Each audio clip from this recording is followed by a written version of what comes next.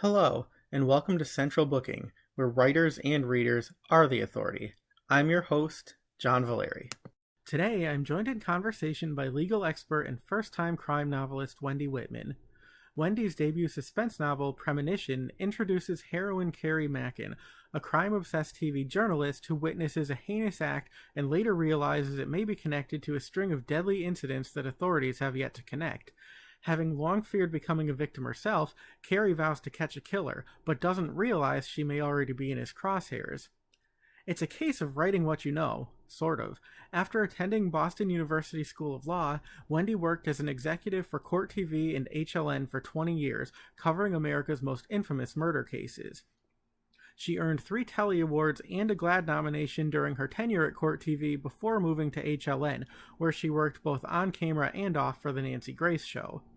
Wendy's expert knowledge of crime and the justice system, her reverence for the victims and their families, and a deep love and appreciation of animals are all woven into Premonition, a nuanced work of fiction that draws on fact to achieve its palpable sense of authenticity. But you don't have to take my word for it. Nancy Grace herself called it a psycho-thriller roller coaster ride that probes the dark corners of one woman's seemingly overwhelming paranoia. Or is it? Premonition nails every detail of the criminal mind, the hunter and the hunted. Premonition is full of twists and surprises. I love it. Bravo. The book's tagline reads, "If you're not paranoid, you're not paying attention." And now Wendy Whitman is here to tell you why. Hi, everybody. Welcome back to another episode of Central Booking. I am very excited to be in the virtual company of Wendy Whitman today. She is a legal expert, former producer for Court TV HLN, and now author of the new book. I'm going to hold it up for you on my Kindle, if it wants to cooperate. Premonition, which comes out on July 13th from Post Hill Press. Terrific tagline. I love it. If you're not paranoid, you're not paying attention. I mean, I feel like that can apply to my life, let alone this book. But Wendy, it's a real thrill to have you here. Welcome to the show. Thank you so much, John, for having me on. Sure. So I don't often start by asking about titles, but in this case, I'm going to break my rule and do that because the book's title is Premonition, and that sort of offers a very poignant insight to your protagonist, Carrie Mackin's frame of mind and where she comes from. So I'm wondering if you can start just by telling us about the title and how it applies to your character. Well, again, Carrie is very paranoid because she has worked in crime for 20 years, but also there's a backstory more to as she grew up, being exposed to a lot of, criminal activity and crimes in the news. And it's never really pinpointed exactly why she's turned into such a paranoid person, but I think you get a mental picture for as the book progresses. And so that's where I am with that point. And so as far as the title goes, it just came to me one night that I had to name it Premonition. And I think it's because of her feeling, she sort of lived her whole life thinking she was going to be murdered. So Premonition just came to me. I thought, oh my God, that's like the perfect title for this book. And as far as the tagline goes, if you're not paranoid, you're not paying attention. I take that to mean that there are, even though statistically, most people are not statistically on track to be murdered, there is a lot of crime out there and danger. And so it's not completely crazy to be, quote, paranoid, because there are real dangers out there, and sometimes taking relatively simple steps can protect you from them. Absolutely, absolutely. And so I wanted to ask you about the inciting incident in this book as well, if you don't mind discussing it, because it's sort of unusual and sort of unusually disturbing, even in sort of the crime realm where disturbing things happen all the time. But Carrie is witness to an incident that I'm hoping that you'll tell us about, and then can you explain how that sort of propels this plot forward? Sure. So I don't want to give too much of the book away, but she witnesses an anonymous person do something to animals, which turn out to be deer in this book. And I think the reason that came to me, I came across a couple of deer, and that's what triggered my thought to put it in the book. And I think that we always used to have a sort of like a saying in Court TV that people start their criminal career or murders with on animals. And I think if you look historically at a lot of well-known murderers or serial killers or whatever, a lot of them did start as children on doing things to animals. We covered a case where these two guys did horrific things to like 11 cats and things like that. So it's sort of a known thing, and it's sort of, as I wrote the book, everything sort of fell together, my whole 20-year career and all my information on crime. So I thought that's a perfect thing to do, to kick it off with an animal related killing. Sure, and it's just so interesting too, because I mean, crime in and of itself is so disturbing, and yet a lot of times when it comes to crime fiction, we're more, disturbed by things that happen to animals versus people, and that's always just an interesting thing. So to start a book that way, Right. I think really, is compelling. So, I mentioned at the beginning that you are a legal expert. You produced for many, many years at Court TV HLN. People probably know you from the Nancy Grace show. So for those of us who might not be familiar with the role of a producer, can you just briefly tell us sort of what the essential tasks are, both on and off camera? And then I think that'll give an insight into Carrie as well, since she sort of shares that background. Sure. So at Court TV, I oversaw the live trial coverage. So that involved proofing other people's writing, and it involved selecting the trials we were going to cover and that kind of thing.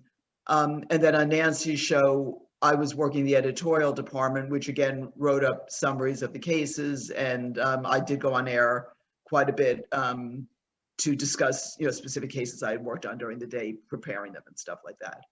Sure, and that's so interesting too, because you hear the title producer and you think, oh, it's a background off-camera thing, but not necessarily.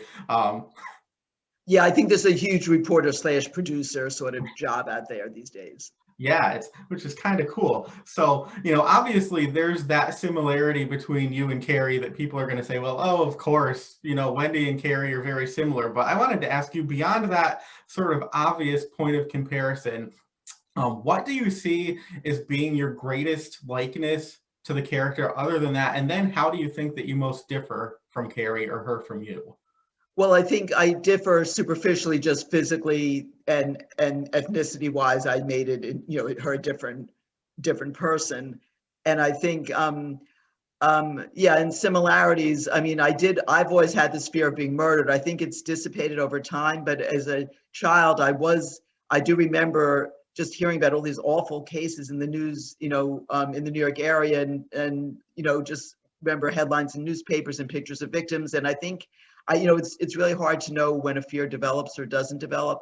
But I attribute my personal fear in part to that. I'm pretty sure it must be linked to that a little bit. Yeah, I wouldn't be surprised. And it's funny, because you mentioned that, and we were talking before we started recording, you have a background in New York, but you're in Connecticut now. I'm in Connecticut now. Carrie finds herself in Connecticut. And so, she thinks that she's probably going to be safer here. And that's sort of when life goes haywire. Right. Just an interesting point, but not to make either one of us paranoid.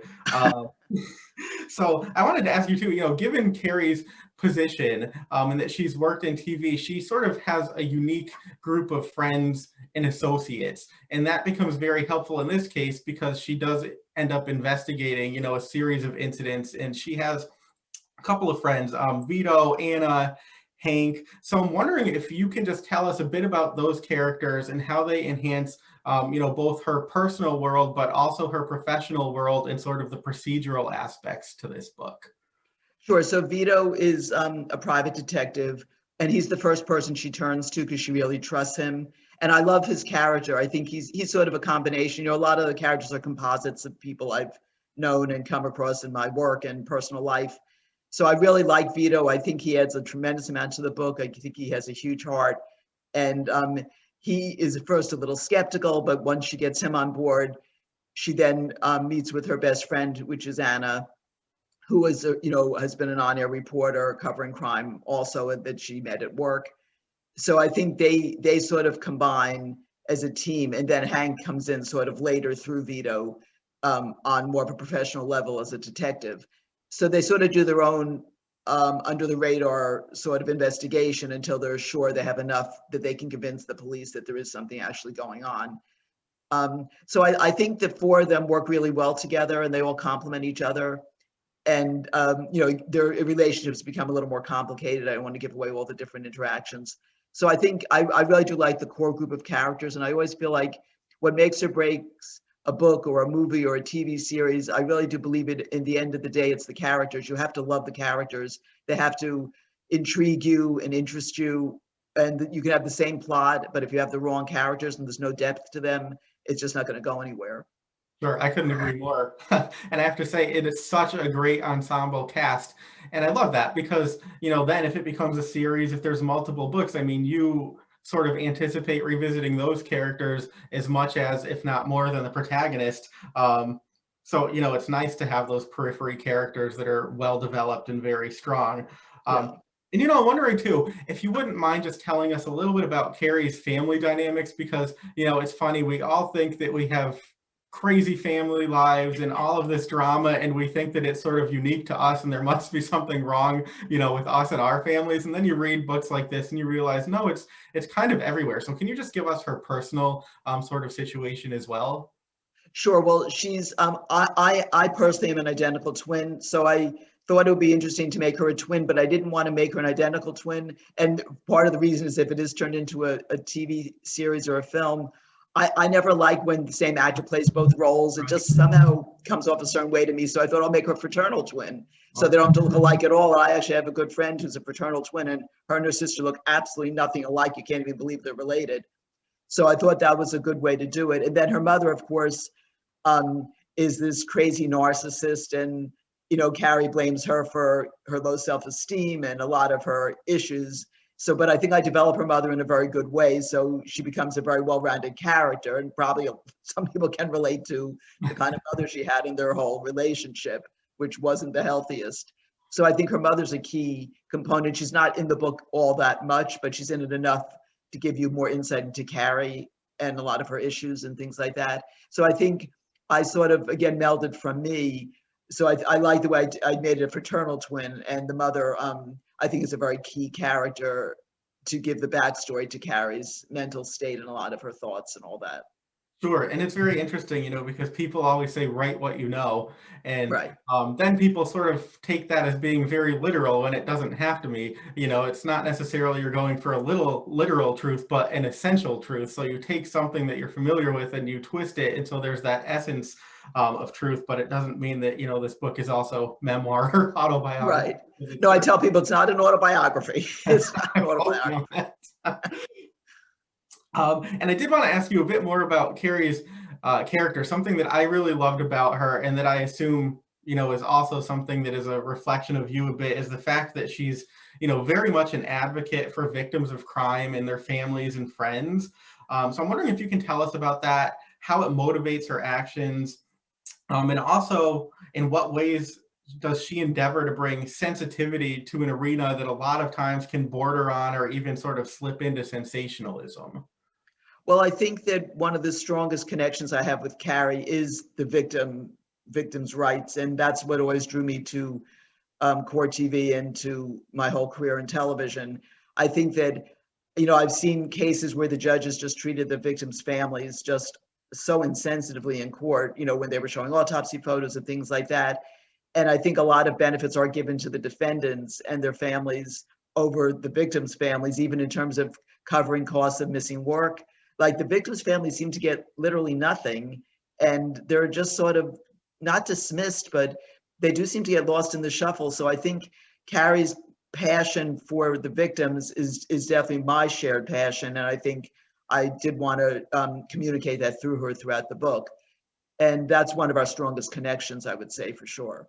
Sure. And, I love that because, I mean, crime is so big for consumption, whether it's books or television or film. And I think a lot of times, the realities behind it get lost. And I mean, I can say I grew up and it was sort of the Simpson trial generation. That's what I grew up with. And that was the first case that really, really compelled me. But there was so much, fanfare and hoopla that the victims were forgotten. And I'll never forget, the day that Marcia Clark stood up in a court and she had a cartoon that she read to the court, and it was a boy, asking her mom, "Mommy, what's the forbidden N-word?" And mommy answered Nicole, Oh, that's interesting. Yeah.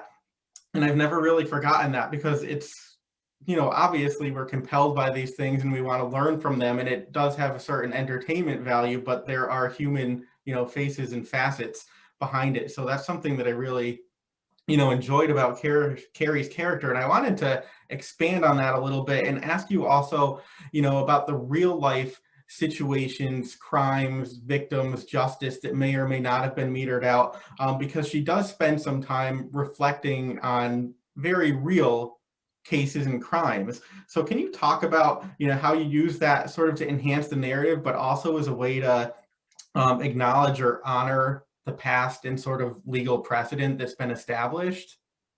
Yeah, so I did one of the things I think that makes my book very unique is that I did incorporate 20 true cases throughout the book, and I think that's sort of unique for a fiction.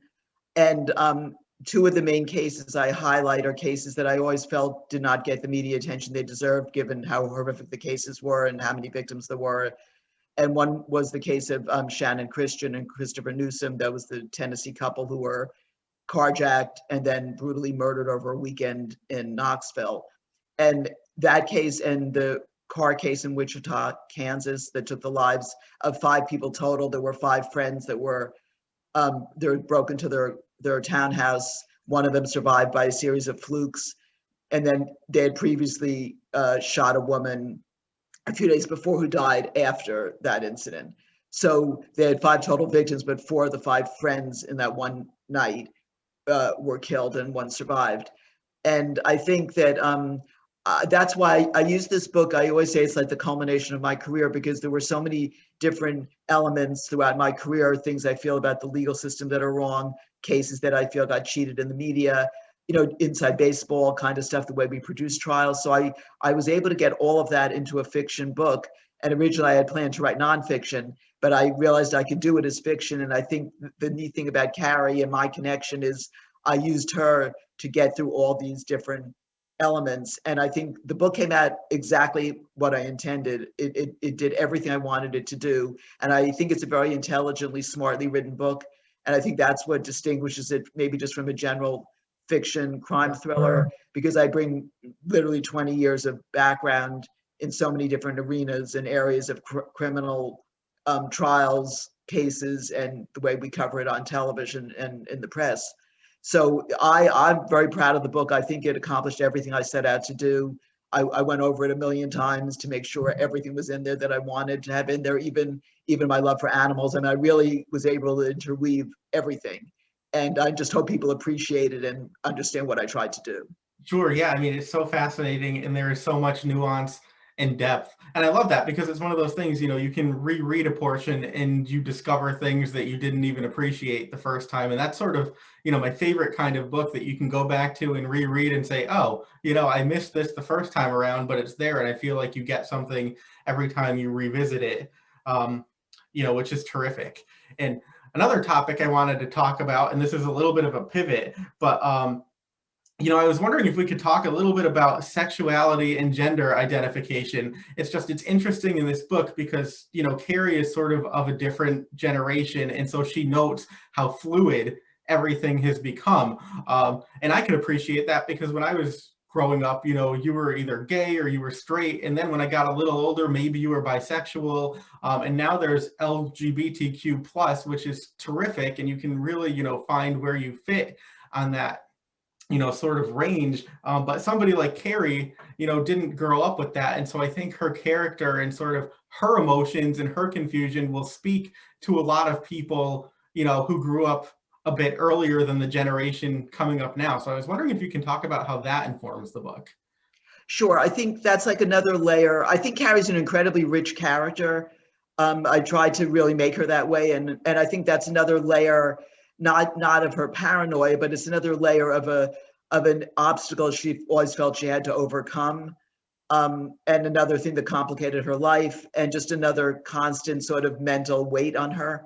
So I think it enhanced her character and just made her a little more unique, because she kept saying that she doesn't sort of fit in anywhere. So I think I just thought it made her a much richer character. And I think if you combine it with all her other issues and thoughts, I think she is one of the most interesting protagonists I've seen in a book in a long time.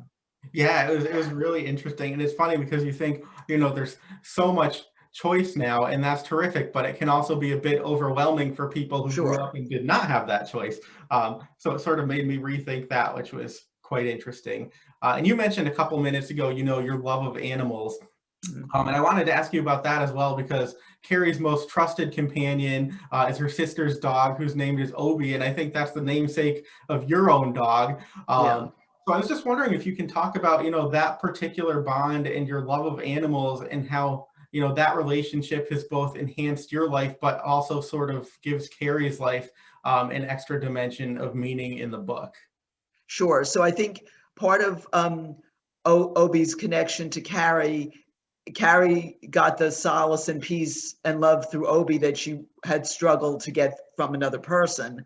And I think my own personal experience, we lost Obi in October of 2019. He had a degenerative neurological disease, and he was my sister's family dog, but we bonded immediately when, that dogs always find their person. Yeah. And we literally bonded like immediately when he was a puppy. I was the only one he'd react to. And I came into the room, he went crazy and all of that. So I just fell in love with him, and emotionally he was my dog. And it's been a heartbreaking loss for me that he's not here. So he was with me as I wrote the book. He literally was always at my feet. But I was in the middle of sort of looking for a publisher when we had to put him down. So the book is a tribute in large part to him. And I think he also did, and Carrie sort of channels this as well, he did sort of made me think more about the way people treat animals. And I'm not like a full-blown vegan by any means, because I live on ice cream, but I do appreciate, I don't eat meat anymore, and I do appreciate a lot of the cruelty people do inflict on animals. And I think that's a big message throughout the book, not in a preachy way at all, but just Carrie's thoughts again, and how different things in her life have made her think different ways and go in different directions. And I think Obi is a huge backstory in the book and throughout the book, and is a huge part of Carrie's emotional makeup. And I think it, again, enhances the book. All these different layers, I feel, really enhance the book and make her into a much richer character than might normally be the case. Sure. And I always love, in a book where there's an animal character that's so distinct and, so as well developed, if not more so than some of the humans. And, anybody, like you said, who has that connection with a certain pet will be able to appreciate that, because they are almost, human in a way, and they do have very distinct personalities and characteristics. So whenever, somebody captures that in a book, as you have here, I always think that that's terrific, because again, it's not just a background character that's there for Right. convenience. Right, exactly. And I did dedicate the book to him. Which is terrific. So I'm gonna sort of move into more general territory now, if you don't mind, because there's so much Sure. about the book that people should discover for themselves. But something that I found interesting about you is, apparently before you attended law school, you worked with a couple comedians. So you have a history with Lily Tomlin and George Carlin. And I was wondering Yes. if you could tell us, a little bit about that, what you might have learned from them, how it may be reflected in the book. I know that Carrie sort of has an internal monologue that tends to be, very funny and very witty, but also, what you see as the role of humor and how that helps specifically when it comes to crime, which is a very, dark and dreary thing. And we talk about gallows humor and how important it is to sort of have levity. So I was wondering if you could, tell us your history and then sort of connect it to the life you lived and how important it was for you to have that kind of outlet. Sure. So when people know I worked for Lily and George, and then they know I'm working in crime, it's like going from comedy to crime. But we did a lot of Black humor at Court TV. You had to do it. We saw such awful things. You do develop this gallows sense of humor and this Black humor and all that. So I think everyone who knows I worked for both of them, they're both very intellectual. George was obviously has passed away, but both very intellectual comics, and very, in that regard, very similar. And I think they are considered two comedic geniuses. And I think that I'm very honored that I got to work with both of them. When I worked for Lily, we used to go out after her show, and she was always, my memory is she was always writing thoughts on napkins, whatever she could get a hold of. And I think as I was writing the book, I would literally be driving at different times and think of something I had to put in the book, and I would have to pull over and either type it into my phone or find a scrap of paper. So, but that always stuck with me, that's because it was interesting to see her work. Like after the show, the way she unwinded, her mind couldn't shut down, and she was constantly thinking of new ideas and new lines and stuff like that. So I did find as I was working on the book, I was constantly, ideas and thoughts were constantly popping into my mind, and I would always have to make sure I jotted them down so I didn't forget them. So that was my connection to that. And George was just a great person, and I was very close to him and his family, and he was just amazing and really, really smart and funny. He used to tell me he thought I was funny, so I thought, well, when George Carlin tells you you're funny, I guess you must be at least about modeling, painting or something. But they were great, and I think they did impact the book. And I think Carrie has a sense of humor that comes through. She has a very dark side to her, but she also does have a sense of humor and can be sort of klutzy and clumsy and awkward socially, but I think she's a very lovable character. So I did try to communicate her sense of humor through different parts of the book as well. Sure, no, it definitely worked, and it was funny, every time things got really, really dark and you were like, oh, I don't know, she would have a thought and you would find yourself giggling, and it was just that perfect amount of levity, which was terrific. So I did want to ask you too about your transition to novelist. So I want to know, why did you undertake this challenge? And then, what aspects of your previous careers did you find most helpful versus what it might have been difficult to either distance yourself from or turn off when you found yourself confronting the page? Well, I felt that I always felt I had a book in me after working in crime journalism for 20 years. I just couldn't decide which direction to take it in. And as I mentioned before, I think I was planning to write a nonfiction book, and then I realized I could make it fiction, which gives you a lot more license, and you also don't need to do as much research. Even though the cases I put in, I did make sure everything I put in about them was accurate. But if I was considering at one point picking a specific case that was very complicated and doing a book on it, and would have been and I may still do that, but that would be just a huge undertaking in terms of research and going through all the legal documents and all of that. So I think it just felt like a natural progression to me to write a book. And as I wrote it, it literally did just flow out of me. And I think when it's your passion and you're bringing, obviously, especially as a debut author, I based a lot of the book as me and my experiences and my thoughts channeled through the characters. But I really did enjoy writing it. It did, as I say, the first draft just flew out of me. I couldn't stop writing.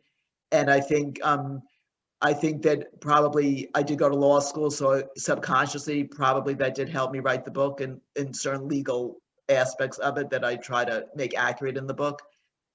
And obviously my experiences at Court TV and on Nancy's show impacted the book greatly, more than anything, for sure. And then again, I was able to bring in my love for Obi and my own paranoia and just so many different elements, my take on the legal system, certain things I have issues with. Again, giving people an inside look into how we do produce crimes and some of the sort of Black humor behind them. So I think, as I said, I really think I got everything in that I wanted to, and I think it makes the book a very rich, interesting, especially for true crime fans. I think it's just a gift because I think it just gives them such a unique insight into so many aspects of crime in this country. Yeah, absolutely. And it's interesting, like you said, it's sort of a melding of fact and fiction. So even though it's not a true crime book, Right. It's true crime woven throughout. And so you get that history. Yeah. Just another quick question on the difference between sort of writing a book and working in television. I'm just wondering, is it difficult when you find yourself in a situation where you don't necessarily have a deadline, you have all the time in the world to write this book and make it exactly what you want it to be, versus sort of the frenetic pace of TV where it's, prepare, and then maybe there's some downtime and then it's go time and then the show is over and you do it all over again? Was it difficult to go from that environment to an environment that was really completely of your own control?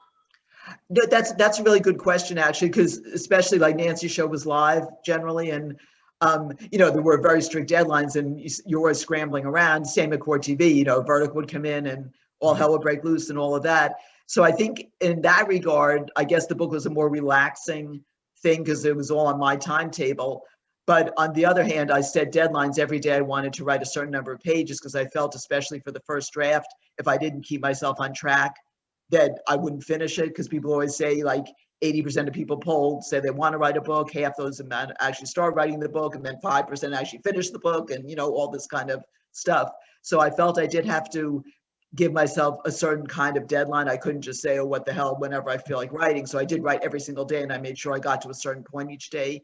But again, as I say, it flowed out of me, so it wasn't really a struggle to do that. But I think, yes, if I was advising new writers, I would say you really do have to give yourself some kind of a schedule, or else probably you wouldn't finish the book, or you wouldn't get where you needed to get in a certain time frame. So I did have self-imposed deadlines.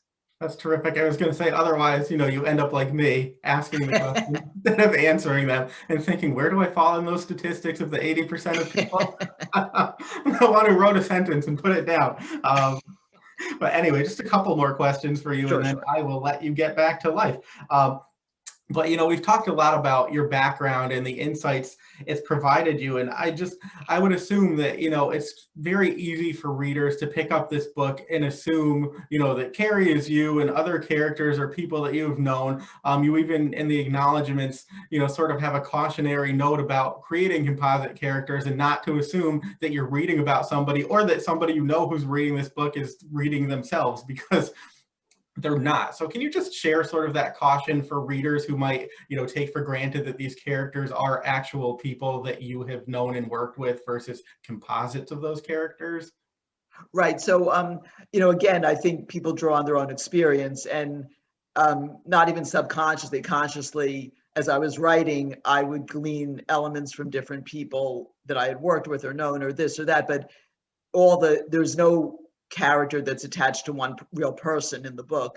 It's all a melding of experiences. And as I think I write in the acknowledgments, that some situations may seem familiar, but the characters in them are not those characters. So I think I have no doubt that people will read the book and assume it's them, or assume this or assume that, but it's really not. I think that as you're writing, the way your brain works, it just draws from all different things, even just thoughts that aren't even real. Like there's a lot of fictional characters in there. So I think it is a cautionary thing. No one character is based on one real person. I think that the way your brain works when you're writing is just drawing on your experiences subconsciously and otherwise, and everything sort of gets melded together. And I think that's the neat thing about writing a book, especially fiction, that you're creating all of this. You're creating a different world and the characters within it. And I'm sure, like I've heard with other writers, some well-known ones, that they say people start calling them on the phone. You put me in your book. You didn't put me in your book, and they say, no, that's not it. Yeah, it's so funny. All right, I do have to ask. I wasn't going to ask you this, but now I am, just for ha-has. So there's a TV host in the book, and she and Carrie have a really great relationship. And occasionally, she leaves animal crackers for Carrie or sends crackers for Carrie. Did Nancy Grace do that for you?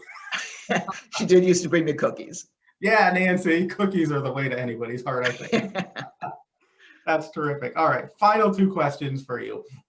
And one of them, I think you actually already touched on when you were sort of saying, if you're writing for yourself, give yourself deadlines, and that should hopefully keep you on track. But sort of looking back on your career, in terms of a creative life or a writing life, what do you think is the best advice that you ever got?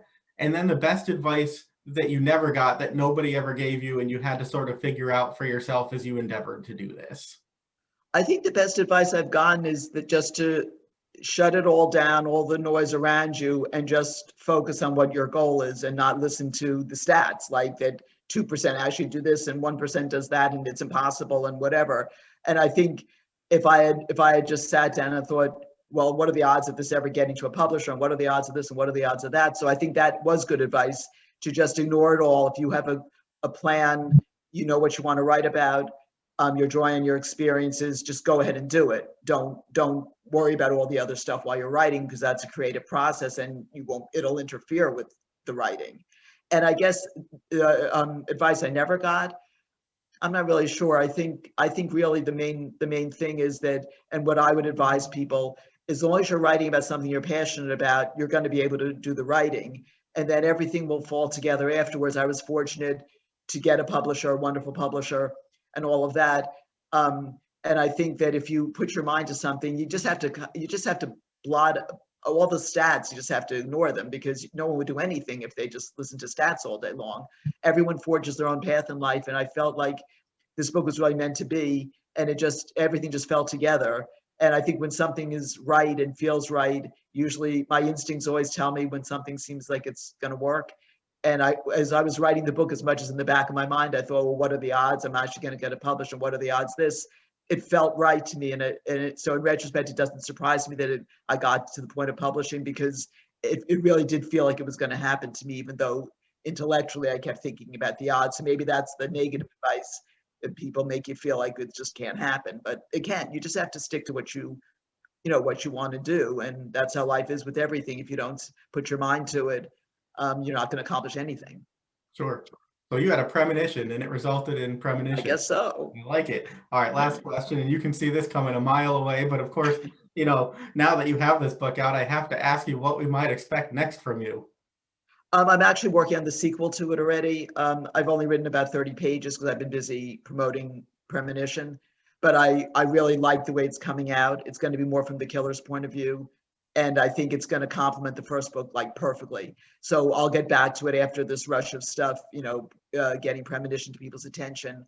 I'll get through with the first draft of that, but I think there'll be a very good 1-2 book, Premonition, and the sequel to it.